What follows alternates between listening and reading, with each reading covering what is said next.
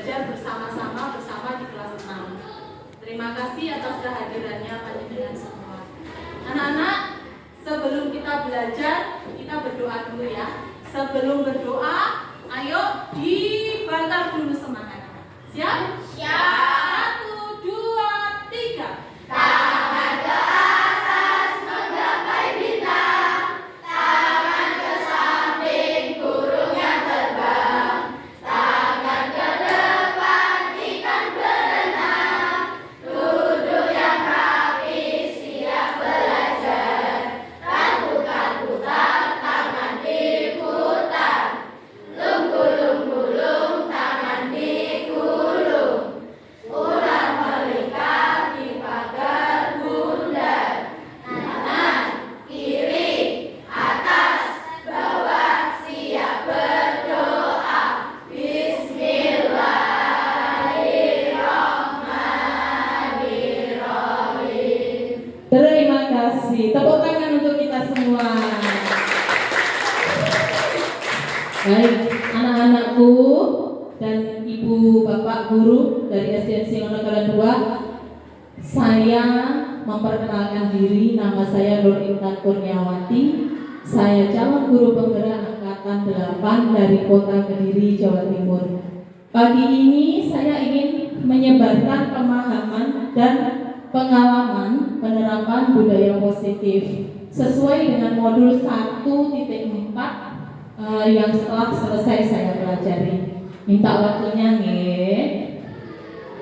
Baik. Selamat datang para guru hebat, juga anak-anak hebat kelas 6. Mari bersama berkolaborasi, saling mendukung mewujudkan budaya positif di sekolah kita. Modul yang saya pelajari konsepnya ada ini: motivasi perilaku manusia, kemudian perubahan paradigma belajar, disiplin positif, kebutuhan dasar manusia, posisi kontrol kita guru sebagai ini bersih duduk sini, keyakinan kelas, juga segitiga restitusi, posisi kontrol kita dalam menyelesaikan masalah atau dalam pembelajaran sehari-hari. Pembelajaran paradigma baru ibu dan bapak juga anak-anak sekarang tidak sama lagi. Dulu kita duduk bersama muanut sama gurunya, betul? Betul. Nah sekarang tidak sama. Pembelajaran itu harus terdiferensiasi, berbeda. Artinya sebagai seorang guru, Bu Intan dan guru-guru yang lain harus bisa mengenali muridnya satu-satu. Ada yang suka belajar dengan menggunakan buku, kita fasilitasi. Ada yang suka belajar pakai HP, monggo dipersilahkan. Ada yang suka belajar kelompok, ada yang suka belajar mandiri. Berbeda, ya.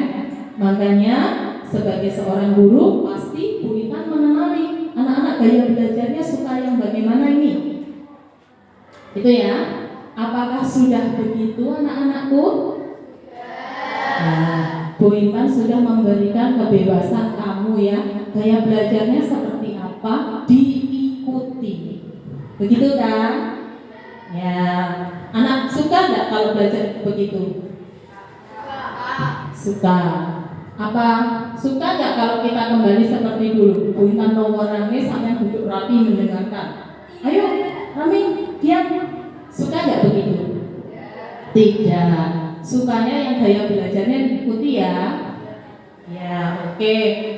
Walaupun seperti itu, kita tetap terikat dengan peraturan pembelajaran. Ya, artinya waktunya belajar ya belajar. Menggunakan HP untuk belajar, menggunakan buku untuk belajar. Selama di sekolahan digunakan semua sumber belajarnya untuk belajar. Setuju? Setuju. Dek, minta tolong dinyalakan kipasnya, Dek. Oke. Nah, pembelajaran yang berdiferensiasi tadi itu juga digunakan untuk penerapan disiplin positif di sekolah kita. Dulu kalau kita mendengar kata disiplin, artinya kita mematuhi peraturan dengan tertekan. Ya enggak? Aduh, harus pakai dasi ini hari Senin. Kan? Pada dasinya hilang. Betul? Nah, itu dulu disiplin seperti itu. Nah, sekarang tidak lagi. Sebagai guru, Bu Intan dan Bu Guru yang lain harus membangkitkan semangat disiplin dari dalam dirimu sendiri. Andaikan kamu tidak bawa peralatan yang lengkap, misalnya tidak pakai dasi di hari Senin, maka Bu Intan atau Bu Guru yang lain akan panggil kamu. Kami akan tanya, kenapa tidak pakai dasi? Menurutmu apa yang sudah kamu lakukan itu benar apa salah? Lalu kalau benar, bagus. Kalau salah, apa yang harus kamu lakukan untuk memperbaiki diri? Nah, jadi tumbuh dari dalam diri sendiri. Enak gak? Enak gak? Begitu. Tertekan gak kalau sadar dari dalam dirinya sendiri? Hah? Kalau sadar dari dalam dirinya sendiri, oh ini hari Senin, saya harus berpakaian lengkap karena saya upacara. Kamu sadar dari dalam dirimu sendiri, gak perlu dioyak-oyak sama ibu guru sama ayah bunda. Enak gak kalau begitu? Iya, enak ya. Daripada harus awas gak pakai dasi, nanti dihukum hormat bendera 1 jam. Nah, kan gak enak dipaksa. Lebih baik menyadari dari dalam dirinya sendiri. Kemudian sebagai manusia, anak-anak, ibu bapak guru, kita itu memiliki kebutuhan dasar yang wajib dipenuhi. Jika ada masalah dengan anak, pastilah salah satu kebutuhan dasarnya tidak terpenuhi. Kebutuhan dasar apa saja? Bertahan hidup. Lapar, makan, haus, minum. Itu salah satu contoh bertahan hidup. Semua orang begitu enggak? Iya. Kasih sayang dan rasa diterima. Semua orang pasti kalau dimusuhi sedih hatinya. Ya kan? Atau kalau di rumah tidak mendapat kasih sayang yang cukup, kok di sekolah pasti boleh kasih sayang dari gurunya. Betul ya? Ya. Terus penguasaan dan kebebasan. Kebebasan. Pengen penguasaan. Pengen menguasai sebuah materi pelajaran. Kebebasan. Gak suka aku Bu kalau pelajarannya nulis terus. Aku tuh gak suka Bu kalau pelajarannya itu mendengarkan terus. Saya perlu kebebasan untuk belajar. Saya pengen ekspresi. Pasti begitu. Coba ditanya di dalam dirinya sendiri. Jadi semua orang kecil, atau anak-anak dan orang dewasa pasti punya kebutuhan dasar manusianya. Betul ya. Lanjut. Nah, seorang atau anak itu melakukan sebuah kesalahan atau prestasi yang disebut perilaku. Perilaku ada 2 ya, salah dan berprestasi. Itu ada dorongan dari dalam dirinya. Dorongannya apa? Biasanya menghindari ketidaknyamanan atau hukuman. Semua pasti cenderung menghindari, betul? Tidak mau dihukum, tidak mau. Gak nyaman, gak mau. Contohnya ini tadi, sumuk, ya, gerak, minta tolong dong kipas anginnya dinyalakan. Itu menghindari ketidaknyamanan, betul ya? Terus semua orang pasti suka ketika diberi imbalan atau terima kasih, baik berupa barang atau berupa ucapan apresiasi. Terima kasih ya Saida, hari ini kamu sudah datang tepat waktu. Suka gak Saida? Ya, ya kan? Besok lagi pasti begitu. Wah, aku tak datang pagi biar dapat terima kasih dari Bu Guru. Gitu ya? Suka kan? Kalau mentaati kesepakatan. Terus menghargai nilai-nilai kebajikan dari dalam diri. Menghargai, semua orang pasti setuju. Menghormati orang lain itu penting, betul? Datang tepat waktu itu penting, betul? Berpakaian sesuai jadwal itu penting, betul? Nilai-nilai kebajikannya bersifat umum, universal. Di Kediri, Sidoarjo, di Jawa Tengah, di Sumatera, di Papua, semua orang di dalam hatinya menyepakati bahwa hadir tepat waktu itu bagus, telat itu salah. Bener kok gak? Iya, betul ya. Lanjut.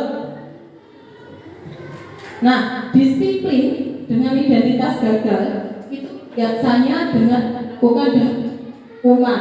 Hukuman itu sifatnya bagaimana, Dik? Menyakitkan, gak nyaman, memaksa. Si murid cenderung menyembunyikan kesalahan, juga menjadi rendah diri. Contoh, disuruh hormat bendera, sakit, tidak nyaman, merasa salah, ya enggak? Terus rendah diri, betul enggak? Betul. Kalau penghargaan, datang tepat waktu, saya beri hadiah, mobil-mobilan.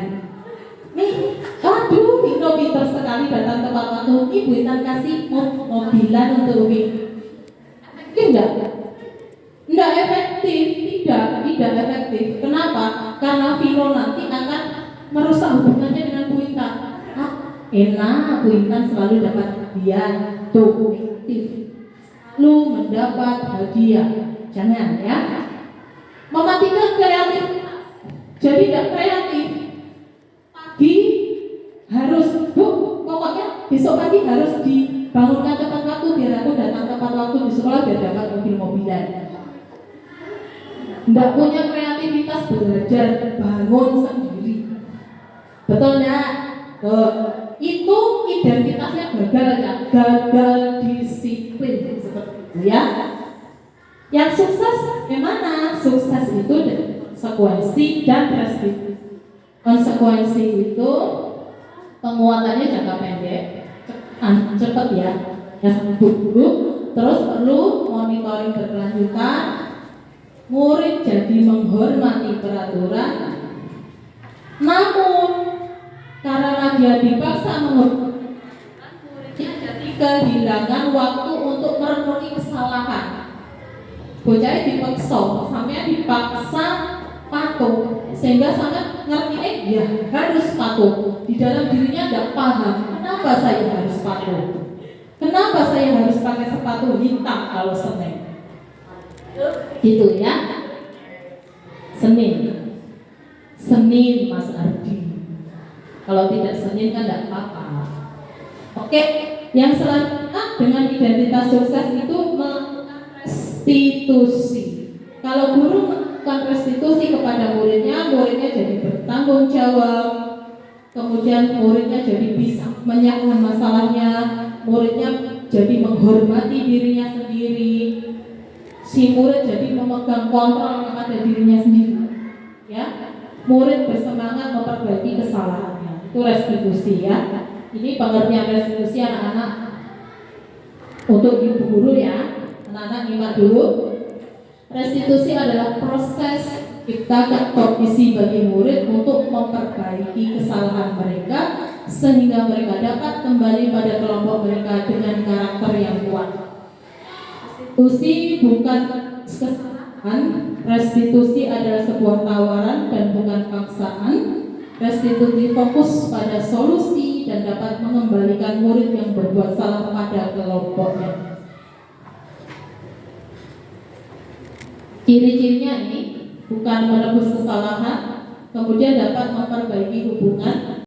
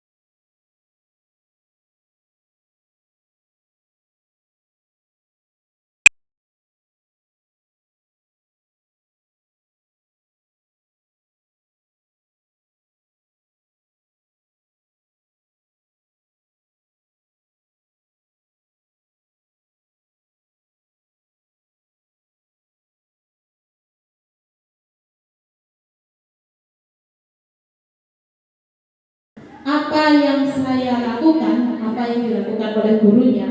Nih, guru akan mengajak ngobrol Fajar dengan ramah dan tersenyum, ya. Gurunya dengan ramah dan tersenyum akan berbicara dengan Fajar. Satu, stabilkan identitasnya dulu. Apa yang kamu lakukan tadi? Kenapa kamu suka seperti itu? Ya.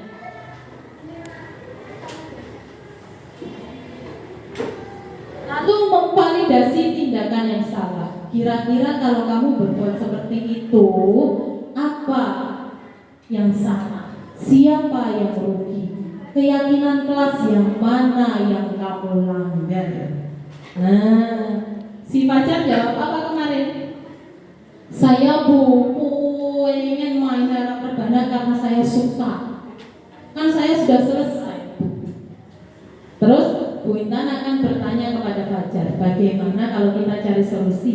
Fajar bisa tetap bermain alat rebana, teman-temannya suka dan tidak mengganggu.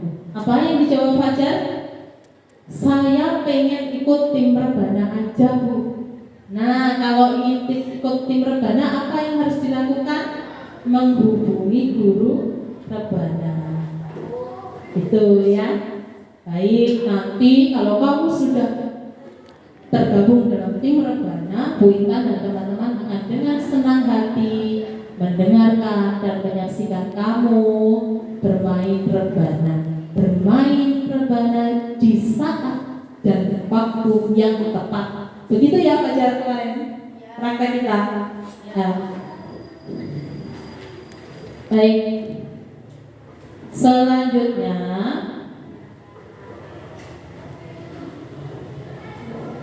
sesi kita sudah selesai. Semoga forum kita pagi ini membawa kebaikan, membawa manfaat untuk kita semuanya. Anak-anak, bagaimana? Anak-anak mau bertanya? Ada? Tidak ada? Mungkin dari ibu-ibu mau bertanya, Bu, monggo. Kalau tidak bertanya, mungkin rencana tidak lanjut, Bu. Bagaimana kita menerapkan segitiga restitusi untuk pemecahan masalah atau pembentukan keyakinan? Kan selama ini masih ada sebagian yang tata tertib. Gitu, monggo. Terima kasih Bu Intan.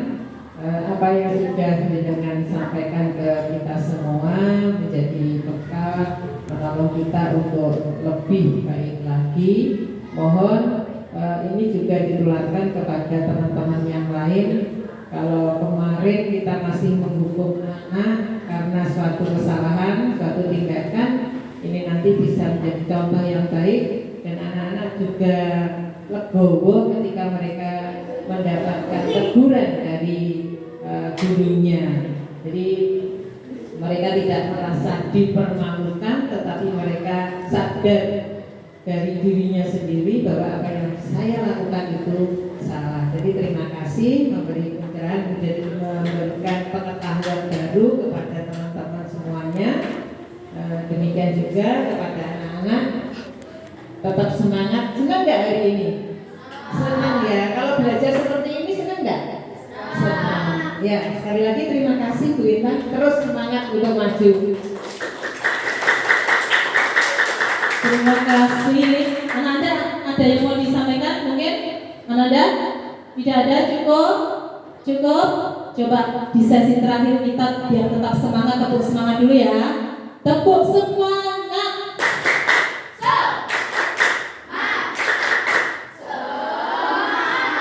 Satu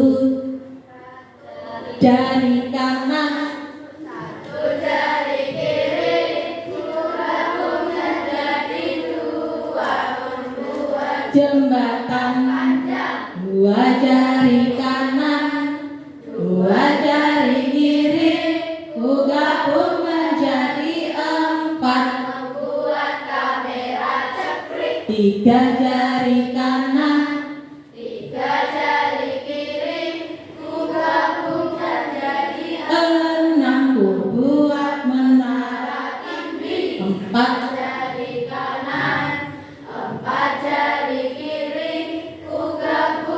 menjadi 8, ku buat kelinci 5 jari kanan, 5 jari kiri, ku gabung menjadi 10, siap berdoa.